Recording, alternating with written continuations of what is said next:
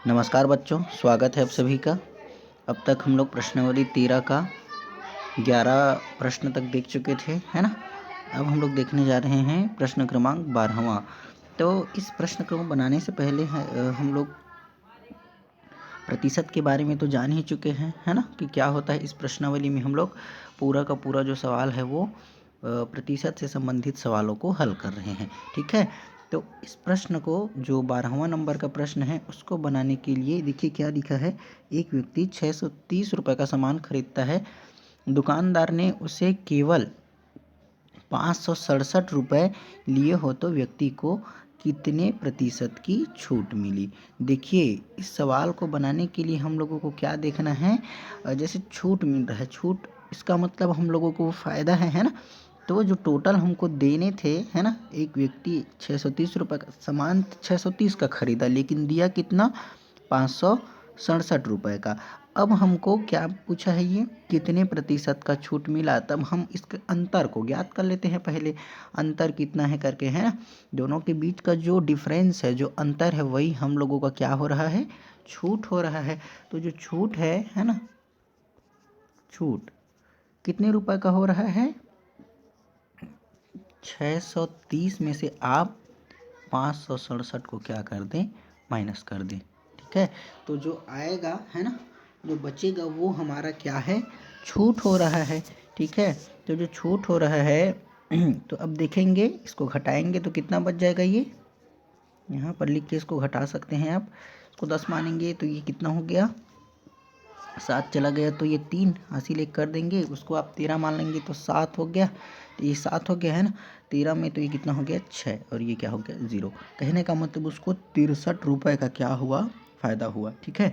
अब यदि 63 रुपये का फ़ायदा हुआ तब हम लोग क्या लिखेंगे कि जो 63 रुपये है ना, वो 630 का मान लीजिए x% है। हमें पता नहीं है कि कितना परसेंट है, हमें वही निकालना है ना। तो छूट हुआ है वो 630 रुपये का, कितना x% छूट हुआ है हम लोग मान लेते हैं, और उसका वैल्यू कितना आया है हमारे पास, 63, ठीक है। तो इस x के बदले में हम क्या करते हैं, अब का के बदले में गुणा, और ये हुआ, सबको समझ में आया, ठीक। कितना परसेंट है ये। अब हमको एक ज़ीरो से ये वाला ज़ीरो कैंसिल हो गया, ठीक है। अब हम x का मान निकालेंगे तो x बराबर ये 63 है, और ये जो 10 है वो उस पक्ष में जाके गुणा में बदल जाएगा, और ये जो है ना 63, ये इधर आके भाग में चला जाएगा। तो देखिए 63 एकम 63 और 63 एकम, तो 1 गुणा 10 मतलब 10। इसका मतलब उसको कितना परसेंट छूट मिला, 10% का छूट मिला। समझ में आया ये, ठीक है। अब अगला प्रश्न देखें, प्रश्न क्रमांक 12, ठीक है। प्रश्न क्रमांक 12 जो है वो क्या कहता है, किसी संख्या का 75% 600 रुपये है तो वह संख्या ज्ञात कीजिए। अब देखिए किसी संख्या का बोल दिया, मतलब हमको संख्या को नहीं बताया। तो हम लोग लिखेंगे किसी संख्या का x% मतलब मान लेते हैं वो संख्या है x, ठीक है। अब x का 75%, ठीक है, यही बोल रहा है ना, बराबर 600 है। तो वह संख्या ज्ञात कीजिए। तो सेम वही वाला पैटर्न है, x का कहने का मतलब x गुणा और ये 75/100, ठीक है, बराबर 600। अब आप लोग इसको हल करेंगे तो x बराबर हो जाएगा 600, पक्षांतर करके हम लोग 100 को उधर ले गए और 75 को नीचे ले आए। ये हो गया, समझ में आया सब लोगों को। तब आप लोग देखेंगे 25 चौक 100 और 25 तिया 75, 3 एकम 3 और 3 दूनी 6 हुआ ये, और 2 ज़ीरो है तो 2 ज़ीरो, ठीक है। और 200 गुणा 4 बराबर मतलब 800। कहने का मतलब कोई संख्या है जिसका 75% जो है वो 600 है, तो वो संख्या कितना है, 800 रुपये। समझ में आया, ठीक है। जैसे 4 हिस्से हम लोग करेंगे, 100% अपने आप में होता है, तो पहले 25% देखेंगे, फिर 50 देखेंगे, फिर 75 और फिर 100।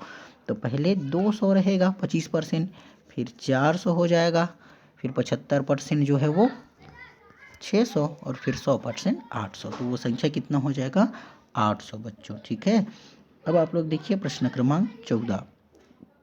प्रश्न क्रमांक 14 को आप लोग यदि देखेंगे ना, क्या लिखा है, बैंक में एक व्यक्ति ने 5,000 रुपये जमा कराए, कुछ वर्षों के बाद उसे 6,000 रुपये मिले तो उसके धन में कितने प्रतिशत की वृद्धि हुई। अब देखिए उसके धन में क्या हो रहा है, वृद्धि हो रहा है। वो 5,000 जमा किया था और 6,000 मिला, तो एक सूत्र होता है मिश्र धन का। देखिए अभी वो 5,000 जमा किया और 6,000 मिला, इसका मतलब उसको कहीं ना कहीं ब्याज मिला है उसके धन में, है ना। 5,000 जो है वो मूलधन है, और अगर वो 6,000 हो गया, इसका मतलब क्या है, वो मिश्र धन।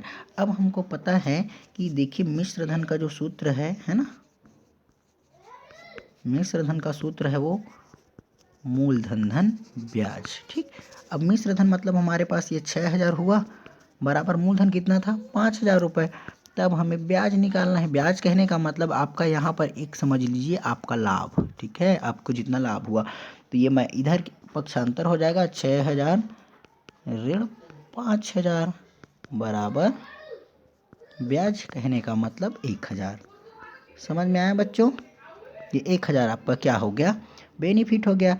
अब जब 1,000 आपका क्या हो गया, फ़ायदा वाला हो गया, ठीक है, तब यही 1,000 जो है ना, ये कितना परसेंट है, 5,000 का, है ना, उसके धन में कितने प्रतिशत की वृद्धि हुई। तो जो 1,000 है वही वृद्धि हुआ है, तो उसी 1,000 को हमको परसेंट के रूप में निकालना है। तो हम लोग देखेंगे, मानेंगे कि जो 1,000 है वो 5,000 रुपये का x% है। ठीक है, उसको आप पहले ऐसे लिख लें, x% बराबर कितना, 1,000, क्योंकि हमारे पास जो छूट हुआ है या फिर जो वृद्धि हुआ है ना, छूट यहाँ पर नहीं है, वृद्धि हुआ है, वो कितना है, 1,000। तब हम लोग लिखेंगे 5,000 गुणा x/100 बराबर 1,000। तब आप लोग देखेंगे इस 3 0 से 3 0 कैंसल। ठीक है, अब देखिए भाई, आपको यदि कटाना नहीं आता होगा तो आप इसको एक बार और आगे हल कर सकते हैं। कैसे हल करोगे, x/100 बराबर 1,000/5,000। यहाँ तक समझ में आया। अब यदि आप x का मान निकालोगे ना, तो x बराबर 1,000 गुणा 100। ठीक है, 1,000 गुणा, ऐसे कर लेते हैं, है ना, 100, और बटे में कितना है, 5,000। तो ये 3 0 से 3 0 कैंसल। ठीक है, और बच गए यहाँ पर 100, तो 5 एकम 5 और 5 बीसम 100, कहने का मतलब 20%। जो बैंक जो है ना, उनसे, ठीक है, कितना परसेंट का वृद्धि हुआ, उनको जो भी है खाता धारक को 20% का, जो कि 1,000 था। समझ में आया। ठीक, अब इसके आगे में यदि हम बात करेंगे, किसको बात करेंगे, ये जो है प्रश्न क्रमांक 15। ठीक है, प्रश्न क्रमांक 15 में क्या दिया है, आप यदि देखेंगे, किसी कक्षा की दर्ज संख्या 40 है, इनमें 36 लड़के उत्तीर्ण हो गए, तो उत्तीर्ण एवं अनुत्तीर्ण का प्रतिशत ज्ञात कीजिए। देखिए कक्षा की जो दर्ज संख्या है, आप लोग लिखेंगे दर्ज संख्या कितनी है, दर्ज संख्या जो है वो 40 है। समझ में आ रहा है। ठीक है, इनमें 36 लड़के उत्तीर्ण हो गए, ऐसा बोल रहा है। ठीक है, तो हमें उत्तीर्ण एवं अनुत्तीर्ण का प्रतिशत ज्ञात करें। अब देखिए यहाँ पर टोटल बच्चे कितने हैं, 40 हैं, और 36 बच्चे जो है वो उत्तीर्ण हो गए। इसका मतलब क्या है कि 4 बच्चे जो हैं वो अनुत्तीर्ण हो गए, कहने का मतलब फेल हो गए। 36 पास हो गए और 4 बच्चे जो हैं, जो बच गए 4, है ना, क्योंकि आप यदि देखेंगे उत्तीर्ण प्लस अनुत्तीर्ण ऐसे इसका निकालेंगे, है ना, उत्तीर्ण प्लस अनुत्तीर्ण बराबर 40 है। ठीक है, सभी मिलाकर, क्योंकि दर्ज संख्या उतने ही है ना भाई। देखिए अगर उसमें से कोई 30 बच्चे यदि पास हो रहे हैं तो बाकी के बच्चे फेल हो गए, है ना, उसका मतलब तो यही है। अब देखिए ये 36 है प्लस अनुत्तीर्ण, है ना, बराबर 40। तो अनुत्तीर्ण का जो मान है वो कितना हो जाएगा, 40 ऋण 36 बराबर 4 हो जाएगा। ठीक है, इसका मतलब जो 4 बच्चे हैं वो फेल हो चुके हैं, है ना। तो हमें क्या पूछा है, उत्तीर्ण एवं अनुत्तीर्ण का प्रतिशत ज्ञात कीजिए। उत्तीर्ण और अनुत्तीर्ण दोनों का प्रतिशत यदि हमें अलग अलग निकालने के लिए बोले, ठीक है। तो देखिए 40 बच्चे हैं टोटल, ठीक है। 40 में से यदि 36 बच्चे पास हो गए, ठीक है, तो 36 बच्चे पास हो गए तो ये किसका प्रतिशत है? उत्तीर्ण का, ठीक है। 40 में से 36 बच्चे पास हो गए तो ऐसी तो लिखते हैं ना। आपका मान लीजिए 40 नंबर का परीक्षा हुआ तो आप यदि 36 नंबर पाते हैं तो 40 में से 36 को तो ऐसे ही लिखा जाता है। वैसे ही 40 बच्चे थे, उसमें 36 बच्चे क्या हो गए? पास हो गए, ठीक है। तो इस तरीके से हम लोग लिखेंगे इसको। अब देखिए 4 एकम, ये 4 से एक जीरो क्या हो गया? कैंसिल हो गया। अब देखिए 4 एकम 4, 4 निया 36, ठीक है। 9 का गुणा 10 से करेंगे तो 9 दहम 90। इसका मतलब 90% विद्यार्थी क्या हो गए? उत्तीर्ण हो गए। अब बच गए 4, ठीक है। तो 40 में से 4 बच्चे क्या हो गए? अनुत्तीर्ण हो गए। समझ में आ रहा है? तो इसका परसेंट निकालने के लिए 100 से गुणा करेंगे तो ये 1 जीरो से 1 जीरो क्या हो गया? कैंसल। और इस 4 एकम 4 और ये 4 एकम 4 बच गए ऊपर में 1, तो हो गया 10 एकम 10। तो 10% बच्चे क्या हो गए? अनुत्तीर्ण हो गए। समझ में आया? इस तरीके से इसका हल हो जाएगा। और अंत में प्रश्न क्रमांक है 16। किसी गांव में 90% व्यक्ति साक्षर हैं। यदि उस गांव की जनसंख्या 1600 है तो साक्षर एवं निरक्षर की संख्या ज्ञात कीजिए। देखिए आपको क्या बताया है? साक्षर व्यक्ति का प्रतिशत बताया है, ठीक है। और जनसंख्या किसका बता दिया? पूरे का, है ना। जनसंख्या पूरा है लेकिन साक्षरता का जो प्रतिशत है वो किस आपको साक्षर वाला का प्रतिशत बताया, निरक्षर का नहीं बताया। अब आप एक बात ध्यान दें, जैसे आपके कक्षा में 10 बच्चे हैं, ठीक है, 10 बच्चे हैं और यदि हमने कहा कि आज 10 में से 8 बच्चे आए हैं, ठीक है, स्कूल आए हैं, है ना, स्कूल में क्या है? उपस्थित हैं। इसका मतलब ये है इनडायरेक्टली हमको ये पता चल जाएगा कि 2 बच्चे नहीं आए हैं, है ना, वो क्या है? एब्सेंट है। समझ में आया? बिल्कुल वैसे ही यदि हम बोलेंगे कि 90% है ना साक्षर हैं किसी गांव में, है ना, लिटरेट हैं, तो 10% क्या हो जाएंगे? निरक्षर हो जाएंगे, इलिटरेट हो जाएंगे। समझ में आया बात? ठीक है।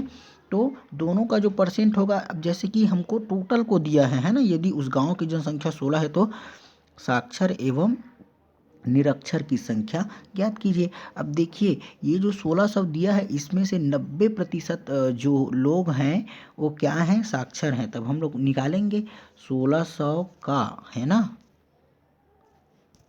1600 का 90% क्या है? साक्षर है भाई, ठीक है, साक्षर, है ना। यही तो बता रहा है 1600 का 90%। ये शायद आप लोगों को अच्छे से नहीं दिख रहा होगा, है ना, इसको बदल देते हैं। तो 1600 का 90% साक्षर कहने का मतलब ये है कि ये 1600 गुणा 90, कुल जो जनसंख्या है उस 1600 का 90% साक्षर, तो ये 90% मतलब 90/100, 2 जीरो से 2 जीरो कैंसल, ठीक है। अब आप इसका गुणा करेंगे, ठीक है, तो कितना आएगा?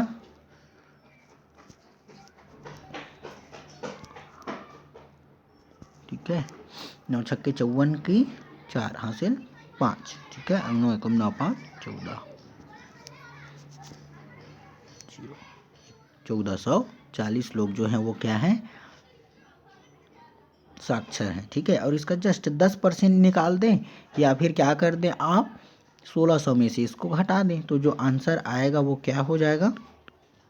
निरक्षर लोगों का। अब देखिए 10% मतलब ये 2 जीरो से 2 और 160 लोग, ठीक है। इसका मतलब 160 लोग क्या हैं? निरक्षर हैं। आप यदि चाहेंगे तो यहाँ पर से, है ना, ये जो दिख रहा है 1600, इस 1600 में यदि आप, है ना, 1440 लोगों को क्या करेंगे? घटाएंगे, है ना। मान लीजिए जैसे 1600 लिख दिया है, 1600 में से आप क्या करेंगे? 160 है ना, ये 1600 में से यदि 1440 को यदि आप क्या करते हैं? माइनस करते हैं, तब आपका आता है, जैसे 10 मान लीजिए तो 4 अगर जाएगा तो हो जाएगा 6, और इसको यदि 1 करोगे तो क्या हो जाएगा, 5 गया तो 1, तो 160। तो इस तरीके से ये आपका क्या हो जाएगा, आपका आंसर आ जाएगा साक्षर और निरक्षर। तो ये जो 160 जो लिखा है ना, 160 ये किसका मान हो जाएगा, निरक्षर लोगों का। तो इस तरीके से ये यूनिट आपका कंप्लीट हो जाता है, समझ में आया। और अगले यूनिट में हम लोग पढ़ने वाले हैं अध्याय 14 समीकरण के बारे में, ठीक है। तब आप इन अध्याय है ना, जहाँ तक हम आपको बताए हैं वहाँ तक आप लोग कंप्लीट करके रखिएगा। यहाँ पर देखिए आपको एक और हमने सीखा में दिया गया है, प्रतिशत का अर्थ प्रति सैकड़ा से है। हम आपको बताए थे कि प्रति 100 में, हर 100 में जो आपको बताया जाता है वही प्रतिशत कहलाता है। प्रतिशत की सहायता से तुलना कर सकते हैं। देखिए हम उस दिन आपको बताए थे कि प्रतिशत का जो ज़रूरत है ना, या फिर प्रतिशत का अवधारणा क्यों आया, हमको ज़रूरत क्यों पड़ा प्रतिशत का, है ना, क्योंकि हम तो गिनती हमारे पास है ना, हम बता सकते हैं यदि गिनती के आधार पर, तो हमें प्रतिशत का ज़रूरत क्यों पड़ा, तो तुलना करने के लिए हमको प्रतिशत का ज़रूरत पड़ता है, हम आपको उस दिन बताए थे, ठीक है। उसके बाद फिर यदि आप लोग देखेंगे, प्रतिशत को भिन्न दशमलव तथा अनुपात में व्यक्त कर सकते हैं, एवं भिन्न दशमलव तथा अनुपात को भी प्रतिशत में व्यक्त कर सकते हैं। तो सही है ये। अगले यूनिट में हम लोग देखेंगे अध्याय 14, ठीक है, समीकरण। तो यहाँ तक आप लोग बना के रखिए, अपनी कॉपी में अच्छे से लिखिए, कहीं पर यदि कोई समझ में ना आए तो पूछिए ज़रूर, ठीक है। धन्यवाद।